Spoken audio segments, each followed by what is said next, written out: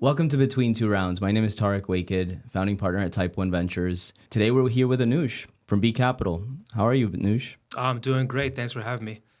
Tell us a little bit about yourself. Yeah, sure. I'm a venture capitalist. I work with a firm called B Capital. We were founded by Eduardo Saverin, the co-founder of Facebook, Howard Morgan, who started First Round Capital and Idea Lab and Renaissance, and Raj Ganguly, who was an executive at Bain Capital. Raj Ganguly. That is a cool name. Yeah. He's one of our co-founders. And we're a global firm. We invest across stages, everything from seed to pre-IPO. Okay. And we so invest primarily in Series B?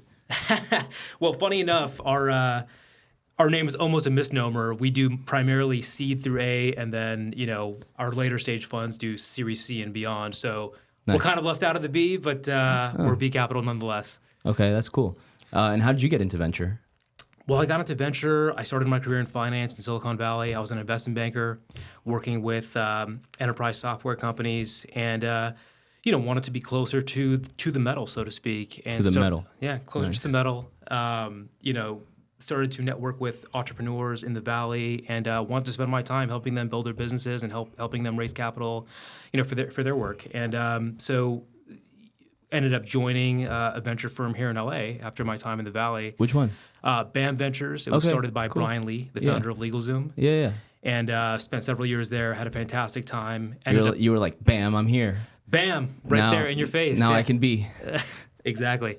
Yeah, and we actually co-invested with BCAP when I was at BAM. That's So I cool. got to know the BCAP folks, and they were starting a new early stage fund, and that's how everything started. I think it's really important when you're in startups or venture or anything in life, really. It's realizing that maybe somebody can't do anything to benefit you in the moment Yeah. directly, but the way you operate and how you act ultimately could come back and you end up working at somewhere or working with someone. So treat everyone well, and it'll ultimately come back to benefit you. And that's a testament to that. I always think about sayings.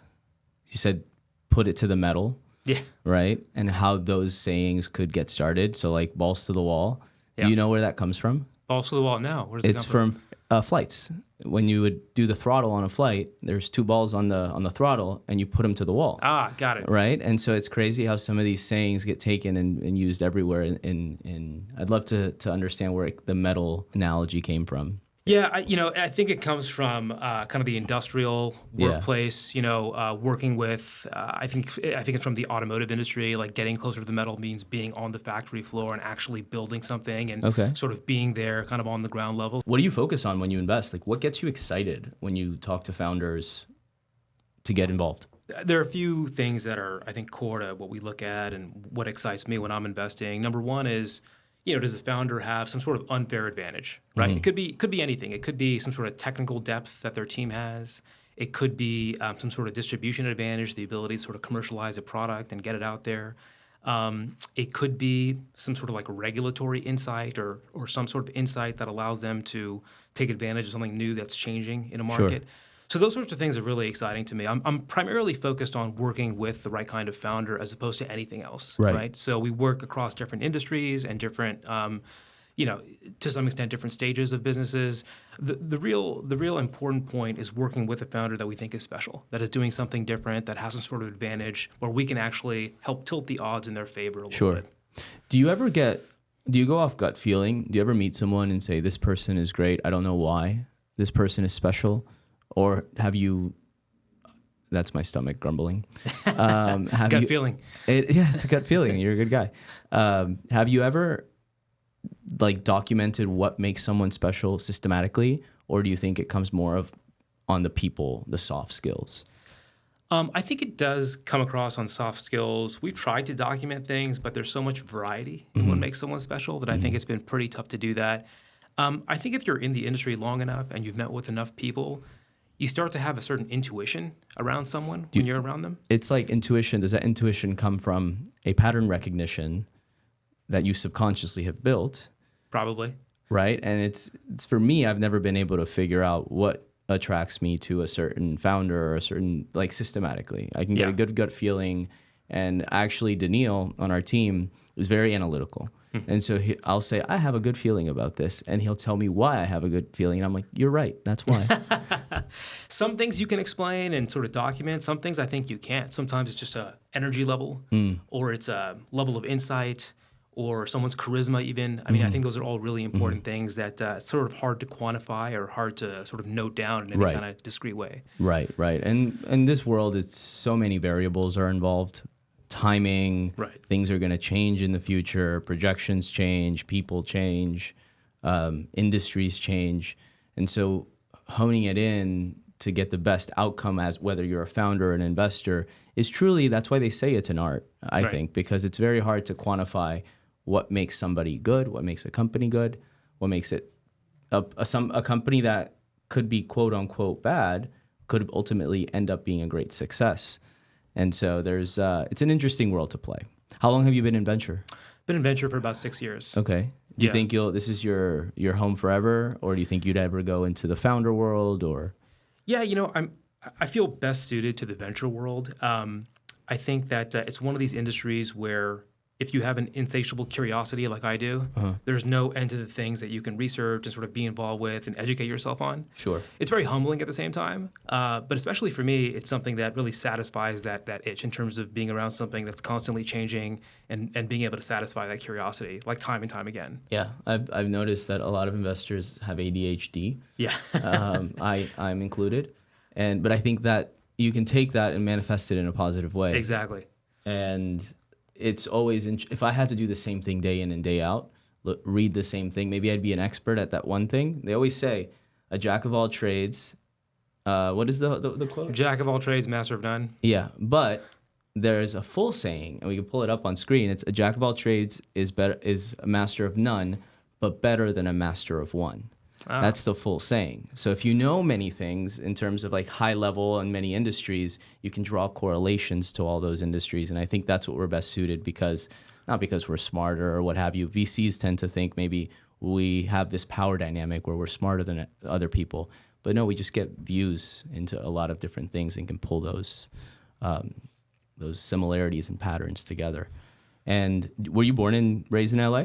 I was, yeah. Okay. Born in Pasadena, raised in Pasadena, spent college years back east, spent early career years in the Bay Area, but back now in California after realizing my blood wasn't thick enough for me to stay anywhere else for too long. So yeah, this is definitely home, and it's an exciting place to be, especially if you're in tech, Yeah, right? it's. I mean, that's because we're brown. It's summer in LA, and I'm wearing a long sleeve shirt, so my blood isn't thick enough either. Right.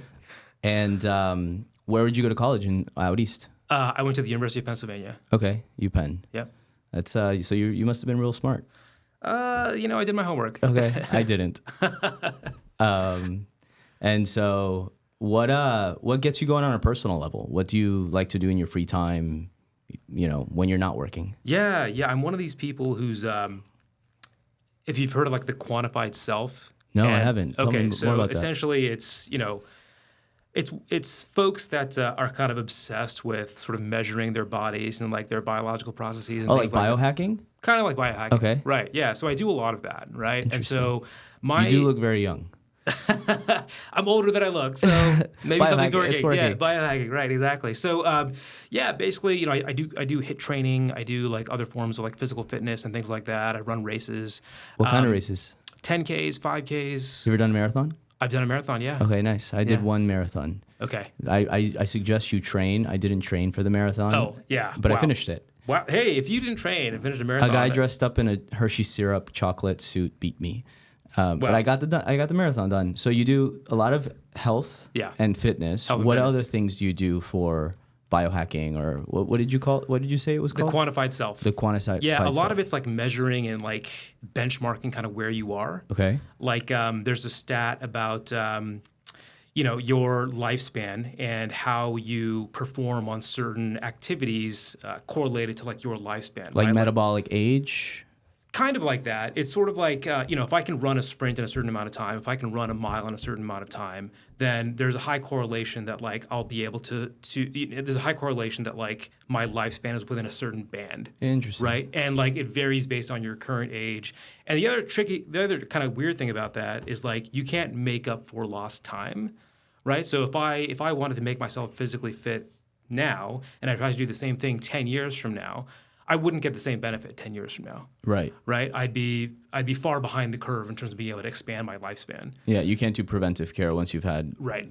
done all the damage. Right, exactly. So yeah, I have like various devices and like data sets and things like that. Actually, it's just kind of nerdy, but like, I compare myself to these various benchmarks to figure out, what my epigenetic age is. Epigenetic age, yeah, I've heard of that. I've heard of that. And So there's a certain max age humans could theoretically be 120 because of the telomeres, right? Right. And so do you think that we'll innovate around being able to extend human lifespans beyond that? I think we could. I think it'll take some time. I think it'll take our sort of integration with technology that maybe doesn't exist quite yet. But I do think it's possible to maybe extend that, some time ago. I've seen a lot of innovation or companies working on innovation in that space. It's a little bit over my head. Avantika on our team is the expert that handles all our bio and healthcare focused stuff. But I personally am super interested. This year, I was in my 20s, all I cared about was work and success in career. So I put all my energy to that. And I didn't exercise, didn't put importance into that. Yeah. Wasn't eating right. I was traveling all the time. And this year I made a shift. I said, okay, I need to prioritize this. I need to be healthier. I need to eat right. I need to think about what I'm eating and how that's impacting me. Yeah. And it's completely changed my outlook on life. So when did you get into the quantified self? About, I would say 7 or 8 years ago. Oh, wow. Did something spur that on? I'd gotten married. I knew we were going to start a family at some point, and I thought, okay, well, I should probably fix whatever things I need to fix at this point. Well, that's good. That's good. It's always a woman that makes you a better man. That's exactly right. And do you have kids? I do. I have a young daughter, a 3.5-year-old daughter. Congratulations. Yeah, thank you. That's beautiful. And what other things does a quantified self focus on?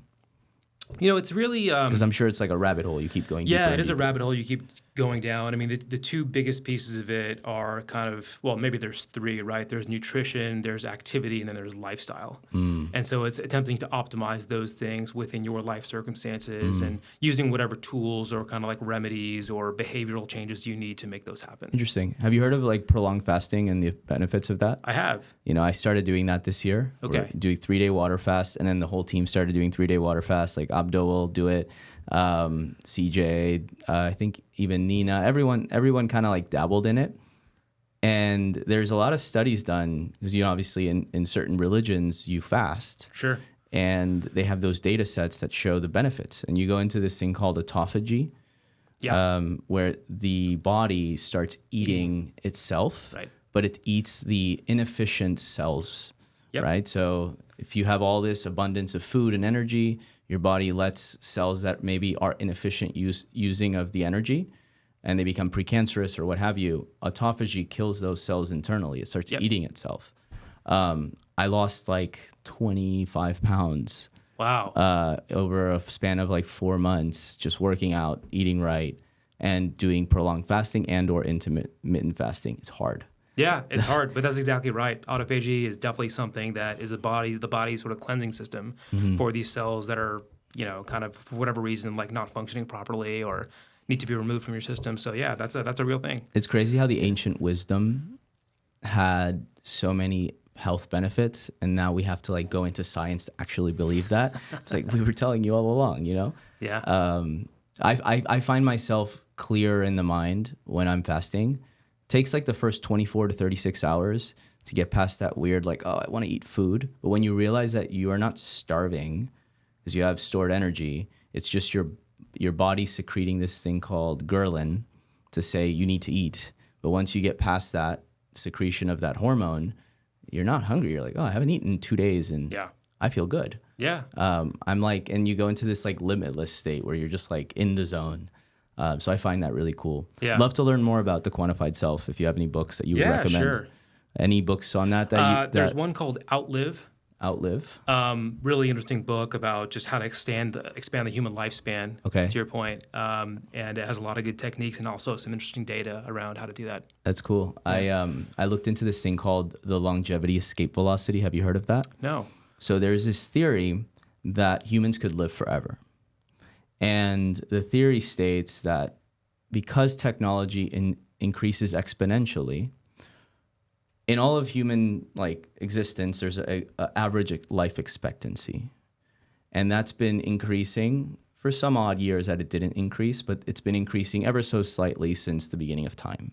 You know, people used to live to their 30 or 40, and now we are 70, 80-year life expectancies in the first world. With every year that passes, human life expectancy, because of innovation around technology and better healthcare access, et cetera, will increase maybe at a 0.01 year of increased life expectancy for every year that passes. When that curve, for every year that passes, we increase by 1.1, then you're essentially adding 20 years to a lifespan. And in those 20 years, technology continues increasing exponentially. And so you could essentially choose to extend your lifespan forever. It's amazing. It's like Moore's law for the human body. Exactly.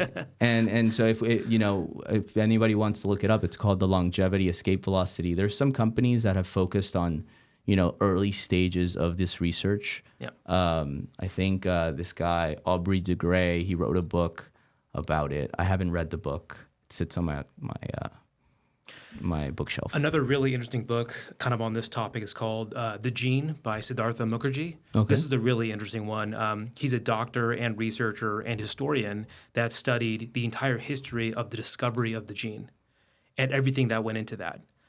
So it's really amazing. Everything from Mendel and the studies on peas, in a farm to today's kind of CRISPR technology for gene editing. Really comprehensive. It's a lengthy book. It's like 500 some odd pages, but if you really want to learn about the topic, and it's very entertaining, that's another good one to take a look at. Yeah, we invested in a company called Junevity that's doing epigenetic cell rejuvenation. Essentially, the thesis is you can take certain cells and make them younger again. Right. Then we've seen one company that was targeting the lysosomes in the cell. And as you get older, the lysosomes become less acidic, so they can process less waste. So the lysosomes like the garbage disposal of the cell. Yep. And as you get older, cells die, and then those lysosomes within healthy cells should clear up the waste. And as you get older, things like fatty liver disease, Alzheimer's, et cetera, are caused by lysosomal dysfunction. And so if you could reacidify those lysosomes into old age, you could essentially stop some of these age-related diseases from happening. So some people view age as like a natural occurrence, and some people view age as a disease. Right. And if we could categorize age as actually a preventable disease or a reversible disease, imagine what humanity could do. Yeah. Imagine what happens when humans live a lot longer, how we start thinking about investing, how we start thinking about humans can only think. It's very hard for humans to not think beyond their lifespan. Right. Right? Because I'm not going to be around to get the benefits. So why think so long? Right. And so I'm super excited to see innovations. Do you guys invest in these spaces? We do. Actually, one of the first investments I made when I joined B Capital was into a company called Nest Genomics. Genomics. And the intent of the company is to develop a longitudinal record of genetic data for humans and be able to apply that to the medical care system. And so imagine like the next time you go to see your doctor, there's not only your family's history that your doctor takes into account and your sort of medical history, but also your genetic history and your sort of predilections based on your genes, and overlaying all of that existing sort of data that a physician has, right? So it allows doctors and health systems to now have another dimension as to how they look at patients and how they can prescribe personalized medicine in the future. Wow. Or identify other means of sort of like behavioral change or sort of like medical recommendations that they wouldn't otherwise. If you have those data sets, imagine what you could do with the AI on top of that. Exactly. And so that's where the longevity escape velocity comes in. Imagine the convergence of all these fields and how that will impact the human body. I think it's really amazing. At the end of the day, like genes are simply just code, right? They're biological code. Yeah. So as human beings, we've hacked code in so many different ways at an electronic level. But at the genetic level, I think we're maybe a bit earlier in that process. But in theory, we can find a way to actually help edit or sort of like manipulate that code in a way that creates longevity or creates something that's so theoretically, I could be taller. You could be taller. You could be better looking, although you are great looking. Thank you. But yeah, there are many things that you can do to sort of like enhance human life or improve reactions to Imagine drugs. if you didn't have to like go to the beach to get a tan, and you could just be like, Exactly. Turn it on. that'd be cool. Maybe we'll live in that future. What do you think about? Well, if they looked at my family history, it'd be like, why does people eat so much hummus? Like, but what else do you look at besides healthcare, longevity, that sort of thing? Yeah, we look at some frontier topics as well. We look at robotics. We look at the intersection of hardware and software. We look at different ways to modernize like the industrial world. Okay. What we call that is kind of reimagining old line industries. And so things like manufacturing or sort of working in factory settings, how do we improve that over Right. time? You know, that's such a sort of a relic of the past. I mean, the entire like industrial sort of ecosystem today is a relic of like decades ago. Sure. And so how do we find technology to like enhance that, modernize that, bring that Yeah, into the future? take the existing technologies like AI. I saw a company that's taking robots and trying to replace the garbage truck still will go through the neighborhoods, and then there's like little robots that pick up the trash can and bring it closer to make it more efficient. It's like garbage trucks stop like 20,000 or 16,000 times a day or some crazy number, so the wear and tear is incredible. So if you had robots that would help them stop less, you're essentially making it more efficient. We haven't invested in the company, but I see interesting plays in industrial automation as well, and I find it super interesting. When it comes to robots, what do you think of the humanoid robot movement? Have you guys made a bet? Yes, we actually have made an investment in this space. The company is called Apptronic. Apptronic? It's a humanoid robotics company that develops technology for use cases like automotive assembly and other kind of industrial logistics-based use cases. The company's been around for about 6 or 7 years. Cool. And they're on their 8th version of the humanoid robot. And so they've been at this for a long time. So they're like at Neanderthals right now. We get the Homo sapiens soon. Exactly. This team came out of the University of Texas, Austin, and they've been in the robotic space their entire careers.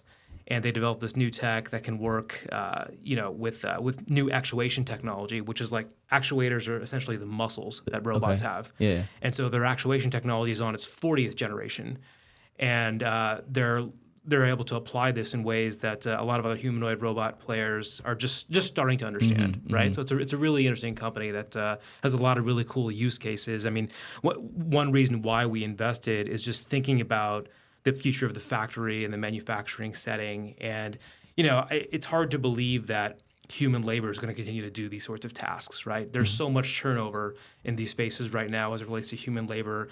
These are terrible tasks. And young people don't want those jobs. Young people don't want those jobs. They're high labor costs. Like the biggest job in America is a truck driver, and That's right. young people don't want to do it. People don't want to do it, right? And so I can go on TikTok and make way more money. Exactly. I don't even have a TikTok, so I don't ever think. Yeah, there are much better ways to apply human intelligence to these problems and to apply technology to these problems. And we think the humanoid robots are, it'll take some time for them to become some sort of mainstream phenomenon, but Sure.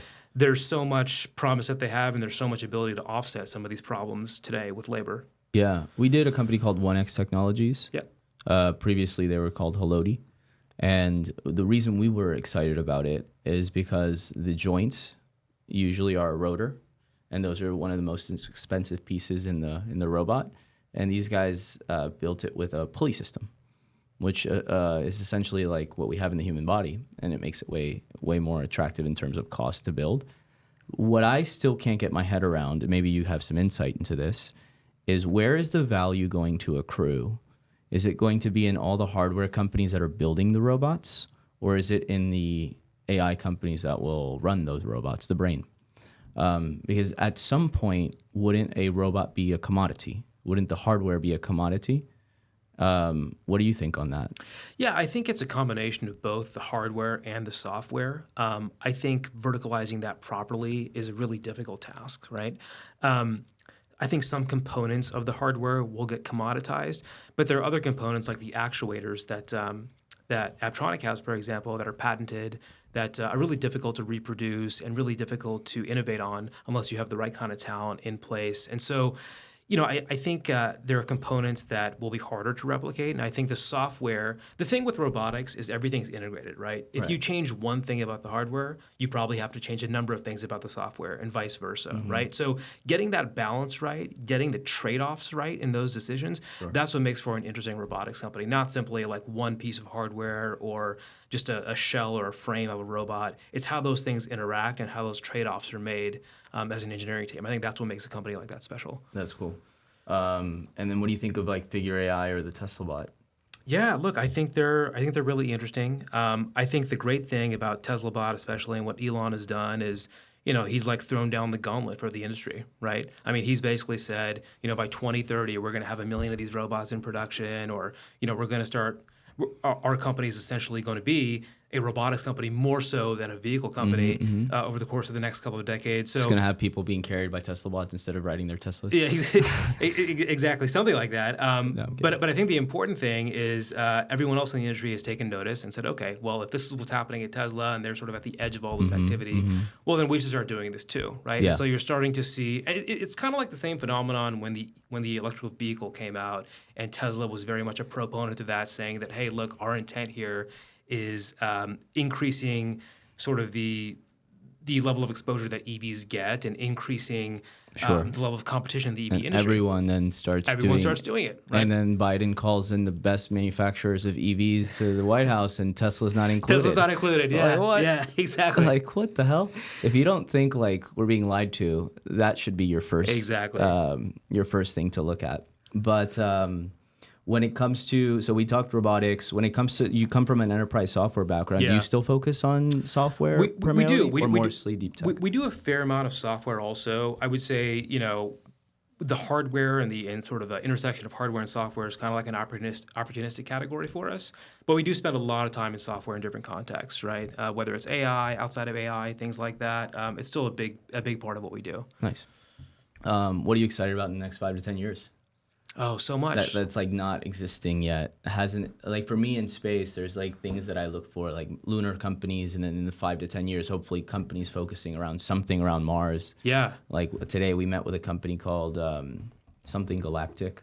They're trying to create fossil fuels from carbon dioxide here on Earth at cost parity to terrestrial, like to drilling for fossil fuels, and then you could use that technology on Mars to turn the carbon dioxide atmosphere, their long-term vision, into jet fuel. Yeah, that could be used by the rockets out there. So there's obviously a play doing those technologies today on Earth. What are you excited about beyond? Because I'm like, I'll talk space all day. Yeah. Anything else specifically? Yeah, a lot of different things. I would say a top couple of things on my mind are, one is autonomous mobility, and how we get to an actual sort of like level 5 state of mobility, whether it's with automobiles or whether it's with other forms of hardware. I think that's really interesting.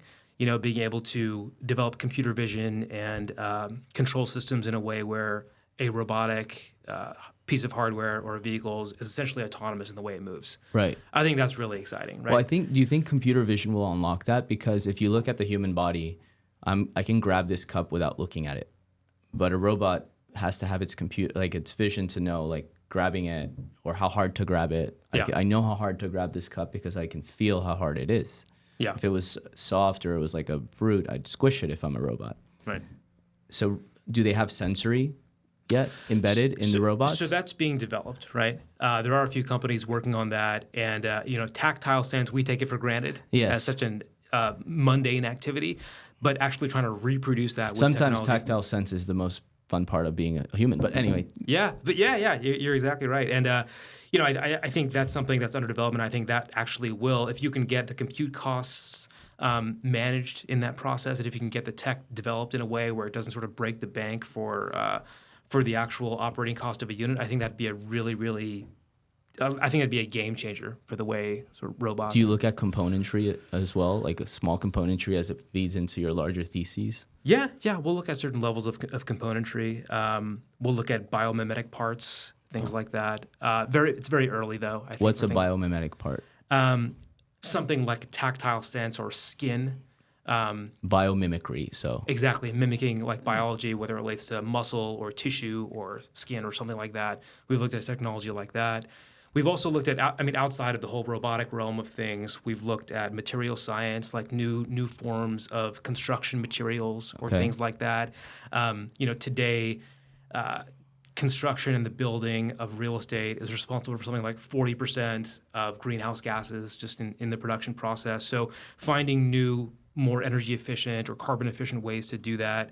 And perhaps, with materials that are actually stronger or better Right. than what we currently have. I mean, that's a really exciting area too. Yeah, we invested in a company called Kubi Technologies. Okay. And that's they're essentially creating a factory for factories, micro factories they call them. And those micro factories create a kit of parts, and that kit of parts can develop a home and build a home in a day. So they can build one home per day at the cost of like $100 a square foot. Amazing. So Abdo loves Kubi. He's joining the board of Kubi. I love it as well. But when we invested, I was like, this could be good. And then it's spelled Cuby. And then Abdo comes to me and he goes, dude, Kubi just is getting an LOI or a contract in Ghana. And I'm like, that's gonna be good. Nice. And so I love dad jokes. What's your favorite dad joke? Because you are a dad, right? I'm a not. dad. I'm a dad. You must have better ones than me. Oh, they're really not that good. I will say, being a dad, like my daughter is she's a better negotiator than I am. At age 3.5, because she just says no to everything. Yeah. Interesting. So I just That's a good skill to have in a It's like daughter. negotiating with a terrorist, right? Like, I mean, this is nothing I can do. That's what you're doing right now. I'm kidding. I'm not. That's like a Brown joke for those of you that are watching. That's right. And what do you want to have more kids? Maybe have more kids. What was it like becoming a father? Did that change you? Did that change your perspective on life? Yeah. It changes a lot. I think it puts a lot of things into perspective. I think, I mentioned kind of the health thing that I kind of got into when I got married. And, when I had a kid, I think it just made that all the more important, right? And it helps you organize your life in certain ways. As much as, when I became a father, I think everyone goes through this. Things are overwhelming for the first few months, and you're trying to figure out, how to make your entire life work. But then you realize that, okay, well, this gives me a reason to then prioritize things further, cut out the things that are not important, and really just focus on like the essentials and what's going to make, Say no to more things like your daughter. Exactly. Say no to more things. It's a lesson both directly and indirectly. I've recently, maybe like the last year or so, I used to say yes to a lot and like try to do a lot of things at once and then like overbook or overcommit to things. And a certain people pleasing in a sense, or like fear of missing out. And now I'm more comfortable saying, no, this is not serving me right now, or I don't want to do this right now. And so that's a really good skill, an underrated skill to have. Yeah, absolutely. And she's already got it at 3.5. Yeah, right. So this is good. We're on the right track. It gives me a good gut feeling about where your daughter's headed. Exactly. And what are some bucket list items for you personally that you want to do in your lifetime? Yeah, bucket list items. Places you want to go, things you want to see. Yeah, I want to see. I want to go to Greece. I've never been there. Okay. Want to check out the ruins. Want to just check out. There's so much. Have you been to Rome? I've been to Rome. How often do you think of the Roman Empire? I think about it every so often. I think about it every day. Okay. Yeah, every day. I'm actually going there in like a week. Nice. A week and a half. Closing a deal in Rome. It's just like perfect. Wow. Like, my name is Julius Caesar. I'm kidding. So you want to go to Greece? Yeah, I want to go to Greece. I think if you're, I'm also kind of a history nerd. And me too. Let's talk history. We should talk history. Yeah, I mean, Greek culture has influenced so much of everything, right? Like our architecture, our legal system, our society, philosophy. So much of what we do. Frat parties with togas. There you go. That's another great contribution by the Greeks. I wore a toga in college. It was great. I painted my hair white. It was weird. Oh, you should have. We're not putting that on screen. You should have come dressed up with that here today. No. Anyway, so they influence so much, and that's why you want to go. Yeah, feta cheese, all that. Okay. Yeah. Nice. Have you? So you want to go to Athens? Maybe do the islands, or the Greek Isles, Athens, all of that. The volcanoes. The volcanoes, nice. Yeah. They also probably influenced Rome, because they say that Troy was technically in Turkey, what is Turkey today. But when Troy fell, they say that some of the people from Troy settled in the Italian peninsula near Rome. And so the history was that Romulus and Remus came from Troy. And the founding of Rome was because of that. Wow. Yeah. That's really interesting. And so what other things in history, do you love? Yeah, well, shout out to another book that I read a while ago by Will and Ariel Durant called Lessons of History. Okay. Really good one. If you haven't checked that one out, it's sort of a compendium of all of human history and like sort of the takeaways of what happened in every epic and even overall what it tells you about human nature and things like that. It's actually a relatively short book, so they condensed all this information into a really short, 100-page book that describes these major lessons of like what happened. And so some really cool takeaways. Like one was in all of history, maybe 10% of the time, there may be 10% of the years of all of human history where there wasn't a war. Really? And there were wars in 90% of all the other years of history. Interesting. So it tells you something about human nature, right? Well, if you take that and you graph wars and deaths, percentage of population from history to now, we've never lived in a more peaceful time Right. with less wars ever. But we think that we are in such a turmoil-filled era because we have so much access to the information. There could have been a war, that your neighbors were having. You wouldn't have found out about it because you're just in your village, and Right. Right, exactly. It's crazy. It's crazy. And in all of history, there's probably been the people who started the wars didn't fight the wars. That's right. Put them on the front lines. We'll see how many wars we have. Exactly. So yeah, lots of really interesting things about. One of the other conclusions was just like, there really is no equality in human nature and in life. Like natural resources are not distributed equally. Human populations aren't distributed equally. There really is no reason to believe that like equality is something that anyone is entitled to, right? So I agree. I mean, maybe equality of opportunity is where I'd draw it. Yeah. If we were to make the argument, I think lack of equality of outcome is normal. Right. If you had equalities of outcome, like Kamala's campaigning on that, like equality of outcome is essentially like, doesn't matter if you worked your butt off. Yeah. Somebody who didn't work as hard as you has to have the same as you, and you have to have less. It's been tried many times in history. Yeah. The idea of equality is great. Institutional equality is definitely needed, but equality of outcome and equality of opportunity are two big different things that we should not play with.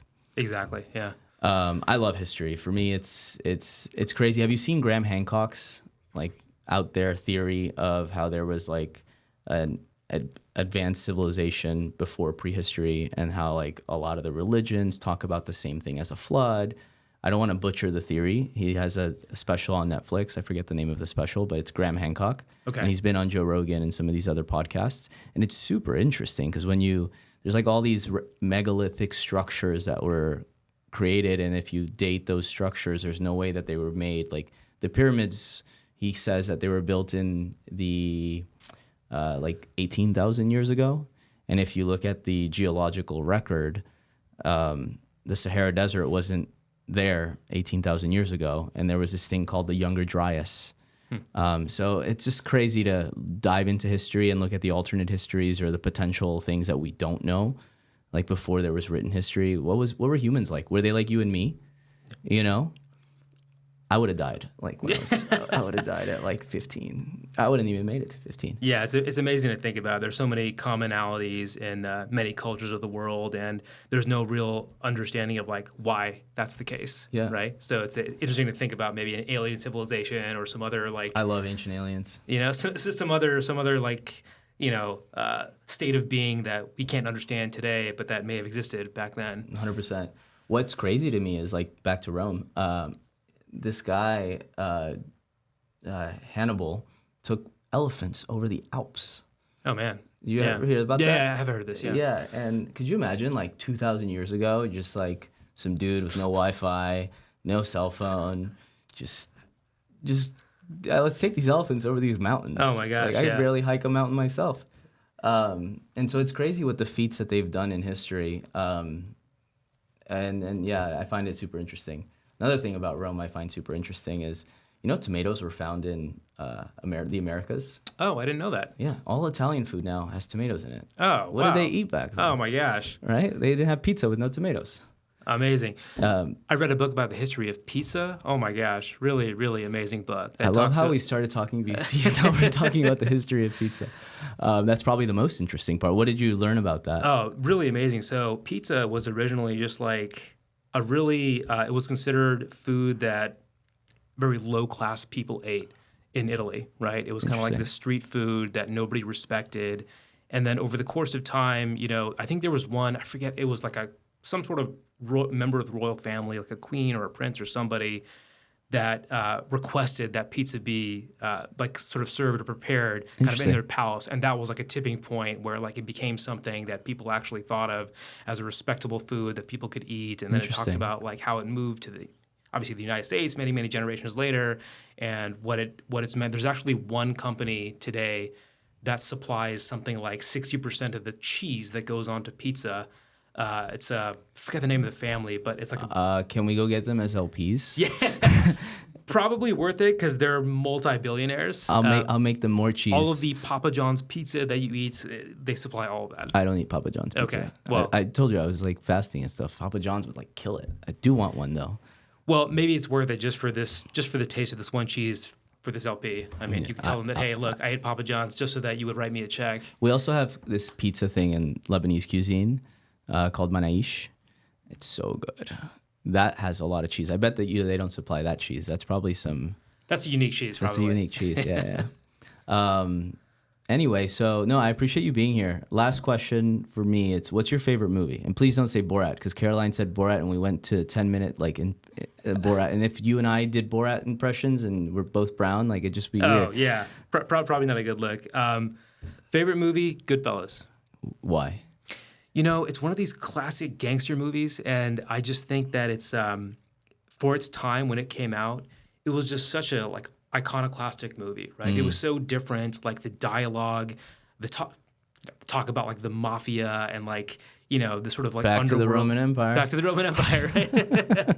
Yeah, all the roads lead to Rome. Yeah, I just think like the rawness and the directness of it was like really interesting. It was very well narrated as a movie. So, That's cool. Yeah. That's cool. Mine is Robin Williams' What Dreams May Come.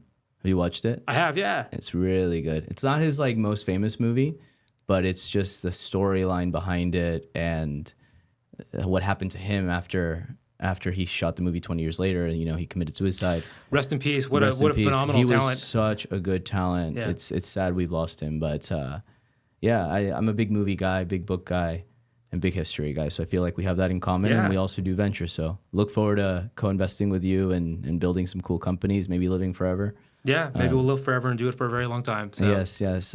Thank you for being here today. I appreciate it. Thanks for having me.